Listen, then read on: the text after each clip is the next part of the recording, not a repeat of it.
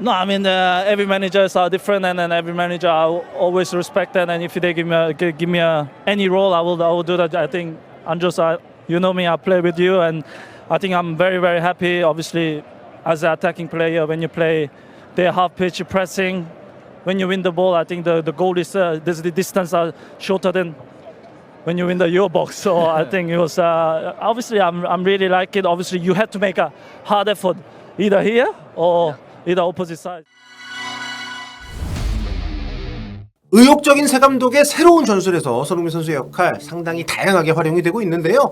특히 손흥민 선수가 갖고 있는 주장 그리고 에이스 대표 선수로서의 어떤 그런 마인드가 토트넘 전체에 좀 전염이 되고 있는 것이 아닌가, 긍정적인 팀의 변화를 느낀 시합이었습니다. 무엇보다 손흥민 선수의 팀플레이가 돋보였던 경기였는데요. 왼쪽 측면 공격수부터 후반에는 최전방 원톱 공격수까지 콘테 감독 시절에 비하면 한층 높은 위치에서 또 측면과 중앙을 오가면서 활발한 움직임을 펼쳤는데요. 공격 포인트는 없었고 또 슈팅을 때릴 기회도 거의 없었지만 팀 공격에 물꼬를 터주는 역할에 집중을 하면서도 팀 승리에 적지 않게 크게 기여를 했습니다. 그리고 이렇게 인스타그램에 올린 본인의 어떤 공격 포인트는 없었지만 정말 진심으로 즐거워하는, 기뻐하는 모습, 참 이게 그러니까 주장을 맡아서 그 책임감 때문에 너무 공격을 안 한다 이렇게 얘기하시는 분들도 계시지만 본인이 나서서 공격을 하는 게 팀에 도움이 되는 상황이라면 그거를 마다할 선수가 전혀 아니라는 걸 우리가 알고 있고요. 다만 개인의 성과보다 팀의 성과를 위에 두고 있는 선수라는 그런 손흥민 선수의 특성, 이게 주장 완장을 차면서 더욱더 분명하게 좀 보여주고 있는데, 이렇게 이제 전체적인 어떤 그 자기만의 리더가 아닌 팀 전체의 리더로서 한 단계 성장을 하면서 또 팀의 성과를 또 내고 있다는 거 굉장히 의미 있는 맨유전에서 우리가 확인을 했던 모습이 아닌가 싶습니다. 자, 손흥민 선수 주요 기록 한번 볼게요. 파이널 서드에서 패스를 20번 성공을 시켰습니다. 양팀 통틀어서 최다. 굉장히 좀 얼마나 경기에 긍정적 영향을 많이 미쳤는지를 볼 수 있는 그런 스탯이 아닌가 싶은데, 자, 키패스도 4번 성공을 하면서 토트넘에서는 가장 많은 그런 횟수를 기록을 했습니다. 자, 그 다음 기록을 보면 출전 시간은 이제 90분 풀타임 뛰었고요. 공격 포인트는 없었지만 슈팅 한 번 때렸고, 이 슈팅이 사실 왼쪽 측면에서 안쪽으로 횡으로 박스를 진입을 하면서 여러 명의 수비 벽을 통과하고 하면서 때린 건데, 이게 이제 루크쇼한테 막혔던 그 슈팅이 딱 한 번 유일한데, 슈팅을 많이 때리지 않는 것은 뭐 우리가 아쉽긴 하지만 여러분, 손흥민 선수는 득점왕을 할 때도 슈팅을 난사하는 선수가 전혀 아니었어요. 확실할 때만 때리는 선수였고, 이게 뭐 최근 들어 바뀐 것은 아니기 때문에 어쨌든 사이드에만 머무르는 모습이 우리가 앞선 뭐 프리시즌이나 개막전 때 좀 걱정 요소였다면 그러진 않는다. 확실히 팀이 필요할 때 아니면 감독이 전체적으로 유연함을 가지고 있다는 것을 보여줬던 이번 시합에서 나왔던 것처럼 상당히 좀 본인의 어떤 그 필요한 위치를 잘 찾아가면서 플레이한다는 걸 볼 수가 있었습니다. 드리블도 5번 시도해서 3번 성공을 시켰고요. 전체적으로 38번의 패스에서 30번 패스 성공. 키패스 아까 말씀드렸듯이 4번이고, 근데 크로스는 3번 시도했는데 한 번도 성공을 못했습니다. 요거는 뭐 주는 선수에게도 물론 뭐 책임이 없다고 할 수 없겠습니다만, 히샬리송이 주로 박스 안에 혼자 머물렀었는데 거의 움직임이 상대 수비수에게 제압이 돼서 동료들의 뭐 손흥민 선수뿐만 아니라 동료들의 패스를 제대로 받기 힘든 그런 움직임을 가져갔다는 게 영향을 좀 미쳤다고 볼 수 있습니다. 자, 리커버리도 5번 하면서 수비적인 부분에서도 기여가 많이 있었던 손흥민 선수입니다. 자, 그렇다면 이날 손흥민 선수의 활약을 비롯한 토트넘 선수들 현지 매체들 어떻게 평가를 했는지 살펴보도록 하겠습니다. 이번에는 그 총 4개 매체인데요. 이브닝 스탠다드, 풋볼 런던, 그리고 미국의 NBC 방송, 그리고 이제 구영민, 이렇게까지 4개 매체를 보도록 하겠습니다. 자, 보시면은 일단 가장 높은 점수, 가장 좋은 점수를 받은 것은 이날 결승골을 넣었었던 파페 사르입니다. 한 매체 빼고는 다 9점을 줬고요.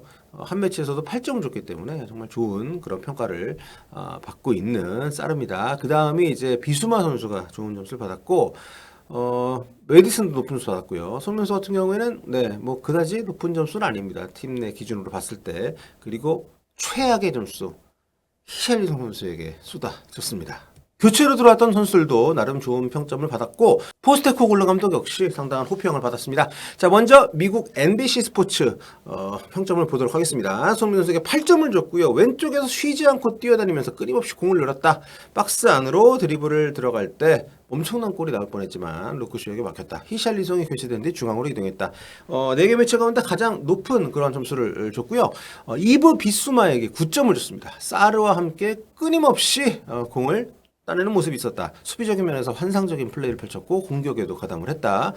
덕분에 토트넘은 중원에서 맨유를 질식시켰다. 자, 비수마의 활약 개막전 이번 경기 거의 새로운 영입이라는 생각이 들 정도로 지난 시즌과는 완전히 다른 모습을 보여주면서 토트넘 중원 호이비에르가 중심에 있었던 토트넘 중원이 지금 비스마로 바뀌었는데 정말 잘해주고 있습니다. 벤탄쿠르까지 복귀를 해서 만약에 이 두 선수가 함께 호흡을 맞추게 된다면 이 비벤 조합 굉장히 토트넘을 한 차원 더 끌어올릴 수 있는 그런 가능성을 예감케 하는 그런 비스마 선수의 경기력입니다. 자, 파페사르도 9점 받았고요. 엄청난 활약이었다. 골대 맞고 나온 걸 깔끔하게 득점으로 연결시켰다. 수차례 공격권을 따냈고 힘없이 뛰었다.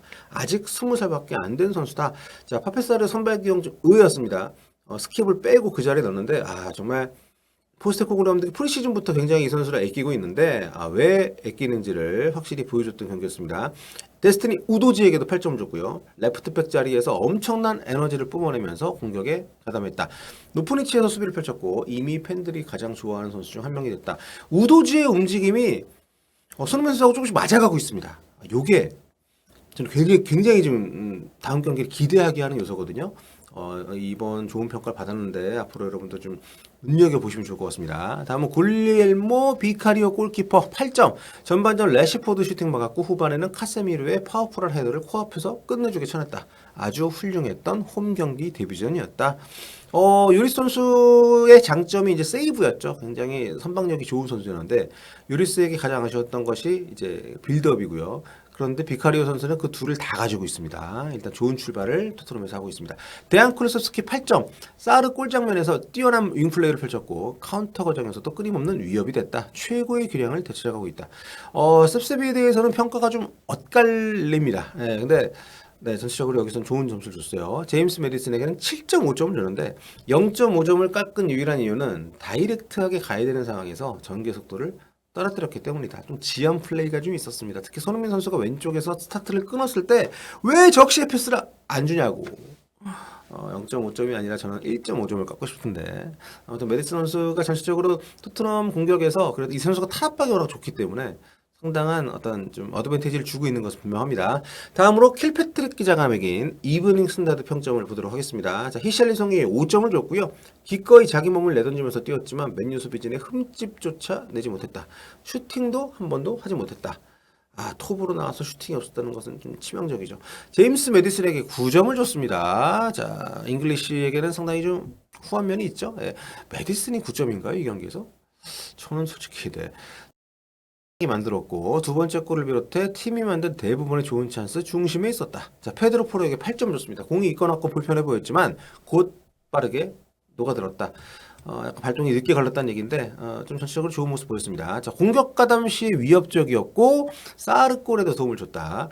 다음은 이브 비수마입니다. 자, 9점. 미드필드의 베이스에서 또다시 빼어는 활약을 펼쳤다.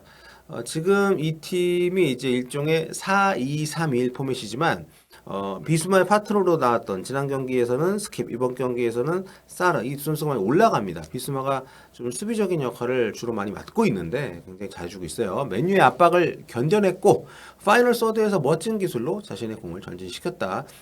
이때 카세미르였나요? 근데 좀 센스 있게 제치는 모습이 있었는데 상당히 자신감까지 붙으니까 비수마의 경기력이 쑥쑥 올라오고 있어서 브라이튼 때의 어떤 모습 이상으로 갈 수도 있지 않겠느냐 이런 얘기 나오고 있고 지금 현지 매체 그 SNS에 나오는 거 보니까 돈 많이 번 거다 우리 토트넘 팬이 한 얘기예요. 만약에 비스마를 이번 여름에 샀다고 생각해봐라. 그러면 진짜 돈 엄청 불렀을 거다. 우리가 못 데려왔을 거다.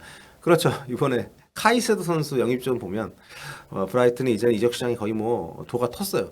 근데 그러기 전에 데리고 왔기 때문에 자, 다음은 이반 페리시치 교체로 들어와서 좋은 활약을 좀 했다. 7점입니다. 데이비스에게 슈퍼 패스를 넣어서 쐐기골을 엮어내면서 파이널 서드에서의 정교한 모습 계속 보여줬다. 이게 그 벤 데이비스 선수의 골이 골이 기록이 됐다가 나중에 맨유 수비수인 리산드로 마르티네스 골로 이제 자책골로 바뀌었잖아요. 이제 그 골 장면 얘긴데 그러면서 벤 데이비스에게도 7점을 줬습니다. 역대 가장 미세한 터치로 쐐기골을 넣었다. 그렇죠. 거의 스치듯이 막 이렇게 들어갔기 때문에 리산마의 자책골로 바뀌었지만 적재적소에 있었다는 점에서 점수를 받을 만하다.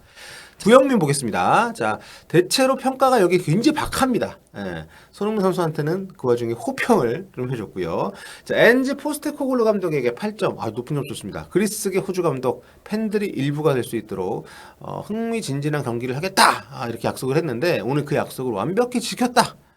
정말 그런 호평을 받을 만한 공격 축구의 재미를 줬던 경기였습니다. 손흥민 선수에게 7점 줬네요. 최근 1년 동안 볼 수 없었던 스피드, 그리고 자유로운 플레이, 오랜 탈장 부상에서 벗어난 모습을 보였다. 최근 들어 이 구영민에서 볼 때는 가장 좋은 경기였다라고 보는 것 같습니다. 다음으로 히샬리송에게 5점.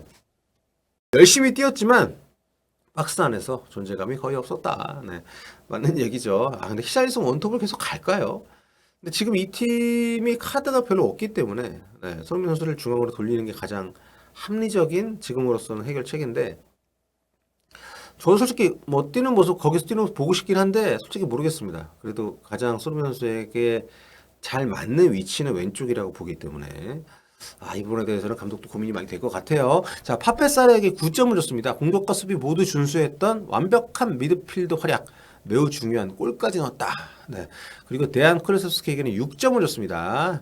요 점수 굉장히 차이가 많이 나죠. 다른 매치들은 다 높은 점수를 주는데 데안 클루세프스키에게 구영민에서는 6점밖에 주질 않으면서 뭐라고 했냐면, 다양한 플레이로 외곽에서 뛰면서 토트넘이 선제골에 기여를 했지만 좀 더 정교해질 필요가 있다. 그러니까 ingenuity라고 썼는데 이게 이제 독창성, 정교함, 교묘함 이렇게 번역이 되는 단어인데 아무튼 이게 좀 부족했다고 평가를 했습니다. 자, 그리고 또 하나 여기 좀 다른 매체들과 엇갈리는 결정적인 선수 평점이 페드로 포로입니다. 5점 줬어요. 가르나초가 제대로 마무리하지 못하긴 했지만 그에게 공간을 많이 내줬다. 전반전에는 골대샷을 때렸다. 그러니까 이게 저는 좀 일리가 있는, 제 생각하고 좀 통하는 면이 있는 평가입니다. 사실 전반전에 맨유의 공격이 대부분 포로 쪽을 집중 공략을 했고 또 거기서 기회들이 많이 만들어졌어요. 포로가 가르나초, 그러니까 제가 입중계 때도 말씀드렸습니다만 맨유가 여기 이 자리에 선발로 가르나초를 낸 게 포로한테는, 토트넘한테는 굉장히 행운이었습니다. 저런 상황에서 한 골 정도를 만들어낼 수가 있었어야 되는데 맨유가 전혀 그러지 못했기 때문에. 자, 그리고 로메로에게도 6점밖에 안 줬습니다. 전반전 핸드볼 상황에서 또 한 번 페널티킥을 내줄 뻔했다. 늘 그렇듯 태클도 너무 지나치다. 네, 핸드볼 상황 좀 문제가 있었죠. 이거 불어도 할 말 없는 상황이었는데 로메로에게 운이 꽤 따랐기 때문에 그 운을 점수로 인정하지 않고 활약으로 그냥 반영을 했습니다. 자, 풋볼 런던, 여기 골드 기자가 매긴 평점입니다. 손흥민 선수에게 7점을 줬어요. 맨유 수비를 끌어내기 위해 왼쪽 측면에서 자신의 모든 경험을 총동원했다. 우도지, 메디슨과 연계가 아주 좋았고 히샬리송이 나간 뒤에는 중앙으로 이동했다. 네, 아까 말씀드린 것처럼 우도지와의 어떤 그 컨비네이션, 메디슨과의 컨비네이션, 앞으로 손흥민 선수에게서 우리가 더 기대할 수 있는 그런 긍정적인 요소가 아닌가. 히샬리송에게 6점을 줬습니다. 도움이 안 되는 질주와 홀딩 플레이를 수차례 했다. 찬스에 별로 관여하지 못했다. 페드로 포로 여기서 8점 줬습니다. 경기를 앞두고 수비력에 의구심이 많았지만 자기 자리에서 완벽한 수비를 보였다. What? 완벽한 수비를 보였습니까? 네. 굉장히 좀 관대하네요. 네, 토트넘 입단 후 가장 수비가 좋았던 경기. 요거는 틀린 말은 아닙니다. 어쨌든 포로 쪽에서 실점이 안 나왔기 때문에. 자, 비카리오에게 7점 줬고요. 네, 레시포드의 골, 그리고 카세미르의 근접해도 막아낸 거 언급을 했습니다. 마지막으로 파페사르에게 최고점인 9점을 줬습니다. 20살밖에 되지 않는 어린 미드필더의 엄청난 활약. 네, 참 칭찬과 어떤 기회 부여 이런 것들이 어린 선수들에게 얼마나 큰 무기가 되는지. 그러니까 포체티노 감독이 처음 토트넘에 와서 어린 선수를 많이 기용을 해서 젊은 팀으로 좋은 성과를 냈었는데, 지금 포스테코글루 감독의 토트넘이 콘테 감독 시절에 약간 좀 평균 연령이 높았던 것들을 굉장히 많이 떨어뜨리면서 아주 좀 프레시하게 경기를 운영을 하고 있거든요. 이게 일단 맨유전에서 적중을 하면서 또 3점을 따냈습니다. 이에 대한 현재 반응과 평점을 살펴봤고요. 앞으로도 더 기대가 되는 토트넘의 경기 단초를 오늘 보지 않았나 싶습니다. 다음 시간에 뵙겠습니다.